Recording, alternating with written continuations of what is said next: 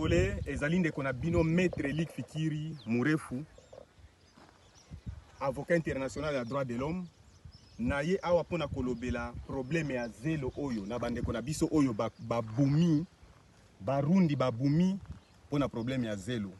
Awa précisément toza na plaine de la Ruzizi. Tozali na kati ya plaine de la Ruzizi.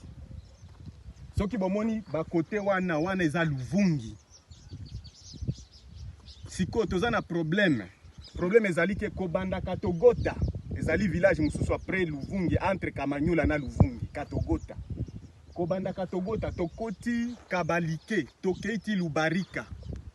Tozongiti awa na rivière Luvubu, oyo derrière nga eza rivière Luvubu.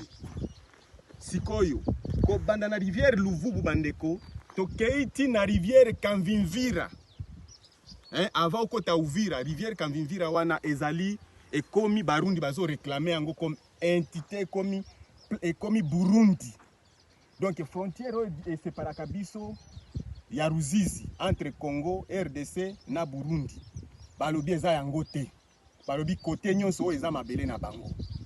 Siko ba Congolais oyo mabele oyo biso tozwaka bazelo oyo bango te biso ya kosala musala bazelo basali bazelo na bango bateki yango. Avant oteka mabele oyo barundi bayaka kotelema awa toute la journée kofutisa bango taxe. Ba Congolais ba futaka taxe oyo e ko pesa problème ya makasi awa boyo kanga bande konanga très bien. Sikoyo bande konangai ya Lubunga la Bafulero ezali ba sage ya Bafuliru batuni bango ba taxe oyo bozuaka ya ba Congolais kendaka wapi. Ezali kaka ba taxe ya zelo te, ezali ke ba taxe ya babilanga nyonso ya territoire. Bazuaka yango batindi yango na Burundi.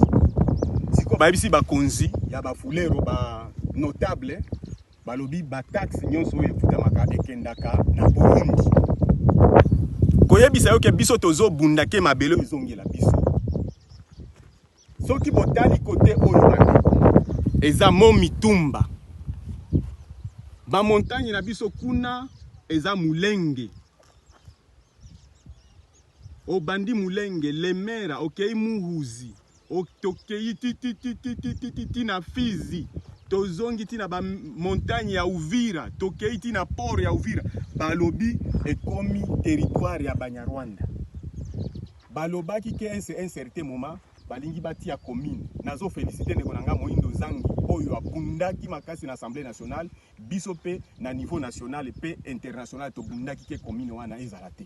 Et puis qu'on remercie mingi Fachi Beto ndenge alobaki ke commune wana place wana cause la communauté. Mais on a un problème sérieux parce que une semaine avant babumi 4 Congolais bafutaki impôt ya zelo. Bazwi mbongo wana batindi yango na Burundi. Mbongo ya taxe ekei na Burundi. Siko bazongi lisusu babeti bandeko na biso oyo masasi.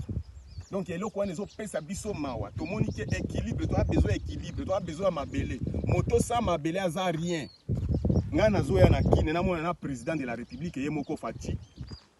Ayebinga très bien Maître Elik Fikiri Murefu na okene komona na Jean-Pierre Bemba parce que toza na deuxième problème mususu ya makasi ezali ke na nzela oyo RN5 kobanda Kamanyola ti oketi Uvira ezali ba barrière ya Banyarwanda. Ba militaire rwandais nde bazo contrôler côté nyonso oyo. Donc Jean-Pierre Bemba soki ayebite biso ngai nazali ndeko na ye Maître Elik Fikiri Murefu na koya komona na ye atala ndenge nini ya comité kosala ba mutation ko bimisa bato oyo bazonga. Toza pe na ba force locale awa, ba militaire na biso ya ba Congolais, ba force locale, ba mai te. Mais eza to bengaka bango ba Biloze Bishambuke. Bango nde bazo bunda pe poke mabele otikala ya Congo. Toko solo na ye totala ndenge nini ya ko intégrer bato oyo na kati ya armée. To former